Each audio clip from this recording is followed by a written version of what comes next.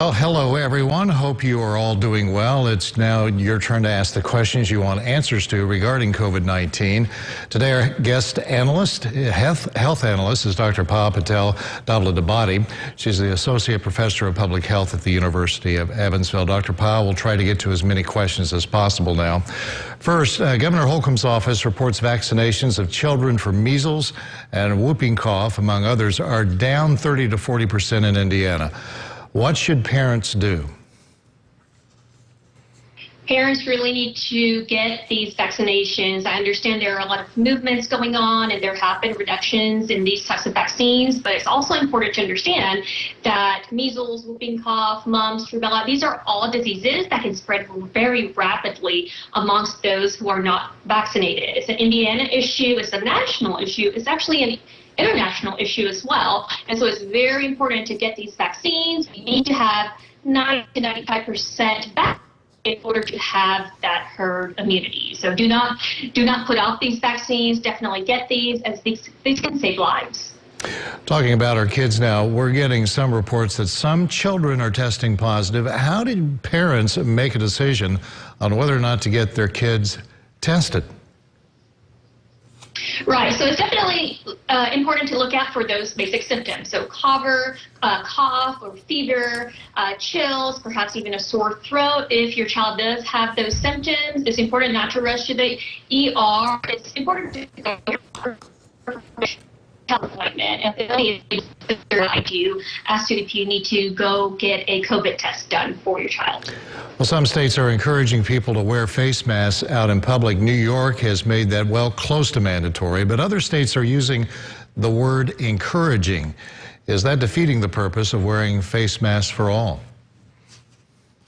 Right, mandatory versus encouraging. Encouraging involves some type of personal responsibility to protect society. And so many states are encouraging. However, in some states, the local health departments are kind of superseding that and mandating face masks because local governments are allowed to supersede when it comes to public health guidelines. So it's definitely, even if it is encouraged, it's very, very important to wear that face mask just so you are protecting yourself and also others. The so-called filtered face mask that I've seen popping up as ads on social media, some health experts say be careful because they only filter the air coming in but not out. What do you say?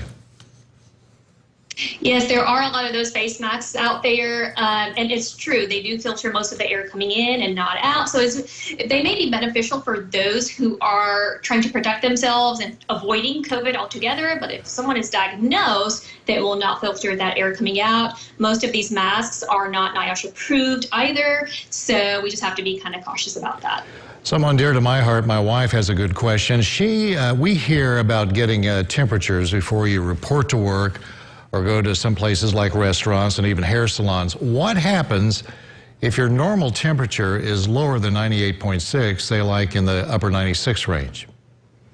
Right. Not everyone's temperature is 98.6. It's not the standard, really. Body temperature ranges. It can range from a low of 96.8 to even a high of 99. And it's really dependent on age, physical fitness, gender, even the time of day you take it.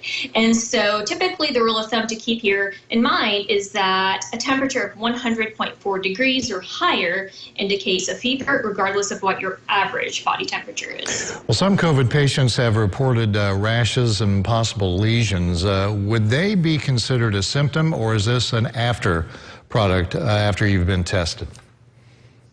Right. These rashes, lesions, minor spots are developing as a result of COVID. So typically most people are seeing this after they've been diagnosed.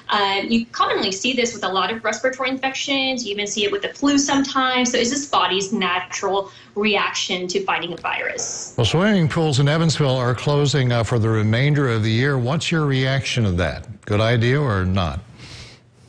Yeah, so that's actually a great idea. They're remaining closed. I believe they're following the Indiana State Department of Health guidelines as well as the CDC guidelines. And I know there are a lot of staffing issues as well. So it's definitely a great way to, again, prevent the spread and transmission of COVID.